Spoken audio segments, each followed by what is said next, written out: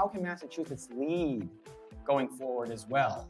And I think we have a responsibility to lead. I even recently read, John Adams wrote, we're not a state, we're a commonwealth. We are in this together. And I was so inspired by that. And Massachusetts has this deep history of working together to lead. How do you see us leading the country and hopefully punching above our weight class to lead the world forward? Well, I mean, the thing that jumps to mind is that we have 6 constitutional offices in Massachusetts. We have governor, lieutenant governor, attorney general, auditor, secretary of state, and treasurer. 6. 5 of them are now, put up 4. 5 of them are now women. And that was a battle that has been fought and has been achieved. Again, why not a long time ago? That's a question itself. But in Mayor Wu, 38 years old. I mean, she can be a leader for the next 35 or 40 years. And she is a woman of tremendous dynamism who crushed all kinds of barriers on her way. And she did it by being authentic and by having a vision of what transportation means for a city, what education means for a city.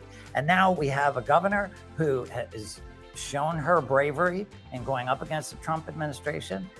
Again, as I mentioned, led by creating and as treating climate as an emergency, not as an afterthought. And look, I mean, I ran for governor. So if I say something that isn't totally positive about Governor Baker wasted 8 years on many topics. He did not lay out a challenge. We respond to challenges. One reason we remember the Kennedys is because they didn't just say, tell me what you want and I'll give it to you. They said, we are going to meet this great challenge, which is this or that. And whether they did a great job or whether it was possible, that's almost secondary. When John F. Kennedy said we're going to the moon, he said, we're going to do this not because it's easy, but because it is hard. And that is a sentiment that we lose. We tell me what you want, you're a consumer, let me see if I can sell you this, I'll try to dazzle you with stuff. No, people respond, they are inspired. And, as somebody trained in biblical tradition, inspire means bring your breath in, breathing in something that fills you with energy and force and ready to move forward. And I think one of the most important things in politics or making change is having that vision, is thinking we are here, but we could be there.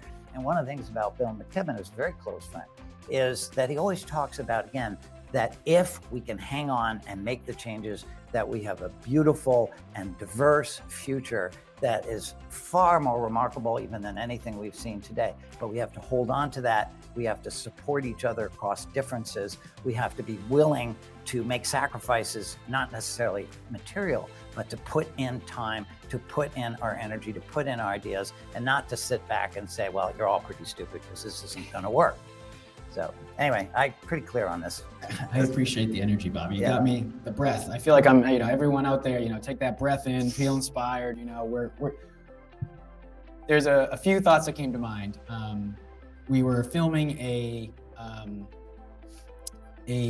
quantum mechanics, a quantum engineering workshop in Venture Cafe not too long ago. And anything challenging takes thousands of people and hundreds of thousands of millions of hours to push forward.